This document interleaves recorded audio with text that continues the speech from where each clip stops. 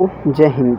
आज के इस क्लास में हम लोग क्लास 12th आर्ट का जो ज्योग्राफी है उसका प्रथम चैप्टर का पूरा हम लोग ऑब्जेक्टिव करने जा रहे हैं।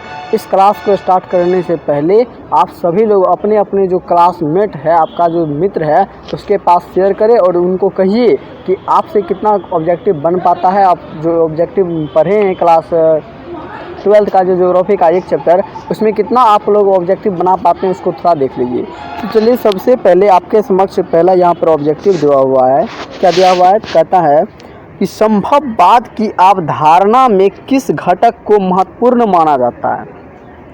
संभववाद की अवधारणा में एक प्रमुख विचारधारा है या फिर घटक है जो उसको बहुत ज़्यादा इम्पोर्टेंट महत्वपूर्ण माना जाता है। उसका क्या नाम है? तो उसका नाम क्या है बताइए फटाफट आप लोग। क्या है? तो मानवीय घटक। क्या हो जाएगा इसका आंसर? तो मानवीय घटक। ठीक है, क्वेश्चन आपसे पूछा जाएगा कि संभववाद की अवधारणा में किस घटक को महत्वपूर्ण माना जाता है, तो आप लोग को क्या कहना है? तो मानवीय घटक। ठीक है, कोई दिक्कत नहीं आप लोग को। चलिए अब हम दूसरा प्रश्न के ऊपर चलते हैं। देखिए आपके समक्ष है दूसरा प्रश्न। कहता है कि नियतिवाद की संकल्पना में किस घटक को महत्वपूर्ण माना गया है। नियतिवाद की संकल्पना में किस घटक को महत्वपूर्ण माना गया? आप लोग फटाफट बताइए क्या हो जाएगा इसका आंसर? तो प्राकृतिक घटक और मानवीय घटक दोनों हो जाएगा। क्या हो जाएगा? प्राकृतिक घटक और मानवीय घटक दोनों। ठीक है, प्राकृतिक घटक और मानवीय घटक दोनों हो जाएगा। ठीक है, क्वेश्चन पूछेगा क्या कि नियतिवाद की संकल्पना में किस घटक को महत्वपूर्ण माना जाता है, तो आप लोग को क्या कहना है? मानवीय घटक और प्लस में प्राकृतिक घटक दोनों को है माना जाता है क्या? तो इम्पोर्टेंट माना जाता है। देखिए अगला क्वेश्चन के ऊपर हम लोग चलते हैं। देखिए आपके समक्ष जो तीसरा प्रश्न है वह कहता है कि निम्नलिखित में से कौन सा एक मानव भूगोल से संबंधित नहीं है। इनमें से जो यहाँ पर दिया हुआ है प्रमुख, उसमें से कहता है कि एक चीज़ है यहाँ पर जो इसके अंतर्गत नहीं आता है, मानव भूगोल के अंतर्गत नहीं आता है। वह क्या चीज़ है? तो वह है मात्रात्मक क्रांति। कौन सा क्रांति? तो मात्रात्मक क्रांति। मात्रात्मक क्रांति जो है वह मानव भूगोल के अंतर्गत नहीं आता है। आप लोग ये क्वेश्चन को ध्यान रखिएगा, क्योंकि ये क्वेश्चन आप देख सकते हैं कि 2016 और 2020 के एग्ज़ाम में पूछा जा चुका है। यह क्वेश्चन बहुत ज़्यादा एनसीईआरटी से दिया हुआ है, इसलिए आप इसको ध्यान रखिएगा आवश्यक रूप से। चलिए हम लोग चौथा क्वेश्चन के ऊपर चलते हैं। देखिए आपके समक्ष चौथा प्रश्न है। क्या कहता है कि नवनिश्चयवाद के प्रवर्तक कौन थे। नवनिश्चयवादी जो विचारधारा था उसके प्रवर्तक कौन थे? नवनिश्चयवादी विचारधारा के प्रवर्तक कौन थे? तो वो थे ग्रिफिथ टेलर। क्या नाम था उनका? Griffith Taylor. ठीक है, ग्रिफिथ टेलर। याद रखिएगा प्रश्न को। क्वेश्चन पूछेगा नवनिश्चयवादी विचारधारा के प्रवर्तक या फिर समर्थक कौन थे, तो आप लोग को क्या कहना है? तो ग्रिफिथ टेलर। चलिए अगला क्वेश्चन के ऊपर हम लोग चलते हैं। आप लोग ध्यान दीजिएगा कितना प्रश्न सही आपसे बन रहा है, तनी ध्यान दीजिएगा। ठीक है, और सही पूर्वक एकदम शांति पूर्वक प्रश्न को बनाइएगा, काहे कि आप लोग जो हैं वह क्लास 12th आर्ट ज्योग्राफी का एक चैप्टर बहुत ही अच्छा तरीक़ा से पढ़े होंगे। और देखिए कि आपके अंदर कितना क्षमता है, आप क्या कर सकते हैं, कितना ऑब्जेक्टिव सॉल्व कर पाते हैं, इसी से पता चलेगा। ठीक है, एक तरह से मान लीजिए कि आपका एग्ज़ाम हो रहा है और इसे कॉपी में ज़रूर नोट करते जाइएगा। जो भी प्रश्न आपको समझने में दिक्कत आ रहा है तो उसको अपने कॉपी में नोटबुक में ज़रूर इसको नोट करते जाइएगा। चलिए हम अगला क्वेश्चन के ऊपर चलते हैं। आपके समक्ष है क्वेश्चन पाँचवां। कहता है कि किसने कहा था मानव प्रकृति का दास है। कोई एगो व्यक्ति थे, वो क्या कहे थे? मानव जो है ना वह किसका दास है? तो प्रकृति का दास है। ये जो प्रकृति है उसका दास है कौन? तो मानव। वह बात कौन कहे थे? उनका नाम क्या था बताइए फटाफट। उनका नाम था क्या? Ellen Semple. उनका नाम क्या था? Ellen Semple. अर्थात ये जो थे ना एलन सैम्पल कहाँ के रहने वाली थी मालूम है आप लोग को? अमेरिका के रहने वाली थी। अमेरिका बहुत उछलती कूदती थी ये जो थे ना एलन सैम्पल, यही। ठीक है, इसके गुरु का क्या नाम था मालूम है आप लोग को? फ्रेडरिक रैटजेल का नाम सुने, वही थे इनके गुरु। ठीक है, अगला क्वेश्चन के ऊपर हम लोग चलते हैं। कहता है कि मानव भूगोल का जनक किसे कहा गया है, या फिर मानव भूगोल का पिता किसे कहते हैं, या फिर मानव भूगोल के जनक या फिर पिता या फिर पप्पा, चाहे कुछ क्वेश्चन पूछेगा तो आप लोग को क्या कहना है? फ्रेडरिक रैटजेल। कौन थे इनके जनक? तो फ्रेडरिक रेट जेल, ठीक है। यहाँ पर सिर्फ लिखा हुआ है रेट जेल, लेकिन अगर जो पूरा नाम देगा तो वहाँ पर आप लोग को कहना होगा क्या, तो फ्रेडरिक रेट जेल, ठीक है। मानव भूगोल के पिता या फिर जनक किसे कहा जाता है, तो फ्रेडरिक रेट जेल को क्या कहा जाता है, मानव भूगोल के जनक या फिर पिता। चलिए अगला ऑब्जेक्टिव के ऊपर हम लोग चलते हैं। अगला ऑब्जेक्टिव आपके सामने है, कहता है कि ज्योग्राफिया जेनरालिस के लेखक कौन है। ज्योग्राफिया जेनरालिस के लेखक कौन है, बताइए फटाफट, कौन इसके लेखक, तो वारेनियर हैं। कौन है इनके लेखक, तो वारेनियर, उनका नाम क्या है, तो वारेनियर, ठीक है। क्वेश्चन पूछेगा जियोग्राफिया जेनरालिस के लेखक कौन है, तो आप लोग को क्या करना है, तो वारेनियर, ठीक है।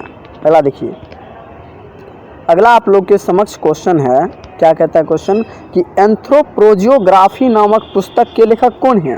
एंथ्रोपोजियोग्राफी जो है ना पुस्तक, इसको यदि आप लोग पढ़ लीजिएगा, चाहे जो भी व्यक्ति पढ़ लेते हैं उनको मानव भूगोल से संबंधित तनिक भी दिक्कत नहीं होता है। इस मानव भूगोल के बारे में इसमें बताया गया, किस पुस्तक में, तो एंथ्रोपोजियोग्राफी में। इसके लेखक कौन है, तो फ्रेडरिक रेट जेल, उनका नाम क्या है, तो फ्रेडरिक रेट जेल, ठीक है।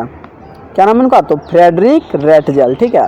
क्वेश्चन पूछेगा एंथ्रोपोजियोग्राफी नामक पुस्तक के लेखक कौन है, तो आप लोग को क्या कहना है, तो फ्रेडरिक रेट जेल, जो कि कहाँ के रहने वाले थे, जर्मनी के रहने वाले थे ना, बहुत बड़का एकदम क्या कहें व्यक्ति थे ना, सोच स्वभाव वाले। अगला देखिए ऑब्जेक्टिव आपकी समक्ष कहता है कि संभववाद शब्द का प्रयोग सर्वप्रथम किस फ्रांसीसी विद्वान ने किया था, ठीक है। संभववाद शब्द का प्रयोग जो है ना, सबसे पहले कौन, एगो फ्रांस के रहने वाले कोई व्यक्ति थे, उन्होंने किए थे। उनका नाम क्या था, तो उनका नाम था क्या, लुसियन फेब्रे। क्या नाम था उनका, लुसियन फेब्रे।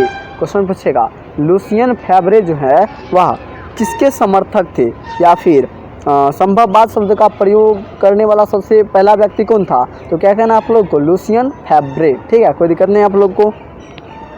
अगला ऑब्जेक्टिव है आपके समक्ष, कहता है कि मानव भूगोल क्रियाशील मानव और अस्थायी पृथ्वी के परिवर्तनशील संबंधों का अध्ययन है। यह किसने कहा था, मानव भूगोल क्रियाशील मानव तथा अस्थायी पृथ्वी के परिवर्तनशील संबंधों का अध्ययन है। यह बात कौन कहे थे, तो ये कहे थे कौन, तो जो है ना कुलन सैंपल या फिर एलन सैंपल आप लोग कहते हैं ना, एलन सैंपल उनका पूरा नाम है, अर्थात कुमारी सैंपल। एलन सैंपल जो है वह क्या बात कही थे, मानव भूगोल क्रियाशील मानव तथा अस्थायी पृथ्वी के परिवर्तनशील संबंधों का संश्लेषित अध्ययन है या फिर अध्ययन है। ये बात कौन कहे थे, तो कहे थे कौन, एलन सैंपल। कहाँ के रहने वाली थी, तो अमेरिका के रहने वाली थी ना। अगला प्रश्न के ऊपर हम लोग चलते हैं। अगला प्रश्न आपके समक्ष कहता है क्वेश्चन कि निम्नलिखित में से कौन सा एक भौगोलिक सूचना का स्रोत नहीं है। इनमें से प्रमुख दिया हुआ है स्रोत, जिसमें एक है, इसमें जो है ना एक प्रमुख नहीं आता किसके अंतर्गत, तो भौगोलिक सूचना के स्रोत के अंतर्गत नहीं आता है। उसका नाम क्या है, बताइए फटाफट आप लोग, क्या उसका नाम, बताइए फटाफट।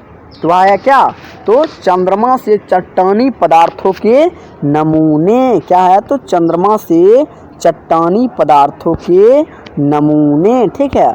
चंद्रमा से चट्टानी पदार्थों के नमूने जो है ना वह भौगोलिक स्रोत के अंतर्गत नहीं आता है, ठीक है।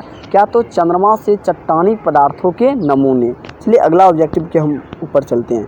आपका जो है अगला ऑब्जेक्टिव है, कहता है कि निम्नलिखित कथनों में से कौन सा एक भूगोल का वर्णन नहीं करता है, भूगोल का वर्णन नहीं करता है। कौन सा एक इसमें है, प्रमुख दिया हुआ है, जिसमें कहता है कि एगो कोई चीज़ है जो भूगोल का वर्णन नहीं करता है, वह कौन सा चीज़ है, बताइए फटाफट आप लोग। क्या, तो द्वैधता पर आश्रित। क्या हो जाएगा इसका आंसर, तो द्वैधता पर आश्रित, ठीक है, ऑप्शन सी। 12 नंबर क्वेश्चन क्या कहता है, कहता है कि निम्नलिखित कथनों में से कौन सा एक भूगोल का वर्णन नहीं करता है। क्या कहना आप लोग को, द्वैधता पर आश्रित कहिए या फिर आधारित कहिए, ठीक है। अगला ऑब्जेक्टिव के हम ऊपर चलते हैं। आप लोग ध्यान दीजिए, इसमें से आप लोग को कितना बना, थोड़ा कमेंट बॉक्स को एकदम पूरा भर दीजिएगा, ठीक है। लगना चाहिए कि विद्यार्थी जो है एग्ज़ाम दिया है अर्थात ऑब्जेक्टिव को बनाया है, ठीक है। आपकी लिखने की, आपकी पढ़ने की स्पीड इतना होना चाहिए तेज़ी कि बगल का विद्यार्थी जो है ना कलम रोक दे आपको देख कर मात्र, ठीक है। ऐसा आप लोग पढ़िए, ठीक है। चलिए अगला ऑब्जेक्टिव के ऊपर हम लोग चलते हैं। कहता है आधुनिक मानव भूगोल के जनक कौन है। अरे आपको कितना बार आ चुका है, इससे पहले हम भी आपको बता दिए हैं कि आधुनिक मानव भूगोल के या फिर मानव भूगोल के उसके जनक या फिर पिता किसे कहा जाता है, तो फ्रेडरिक रेटजेल को कहा जाता है। किनको कहा जाता है, फ्रेडरिक रेटजेल साहब को, ठीक है। फ्रेडरिक रेटजेल कहाँ के रहने वाले थे, तो जर्मनी के रहने वाले थे। ये भी जो है ना मानव भूगोल के संबंध में एक बात कही थे कि मानव भूगोल प्रकृति एवं विषय क्षेत्रों का संश्लेषित अध्ययन है, ठीक है। ये बात कही थी कौन, तो फ्रेडरिक रेटजेल। अगला आपके समक्ष क्वेश्चन है, क्वेश्चन क्या है, तो नियतिवाद के विचारक कौन थे।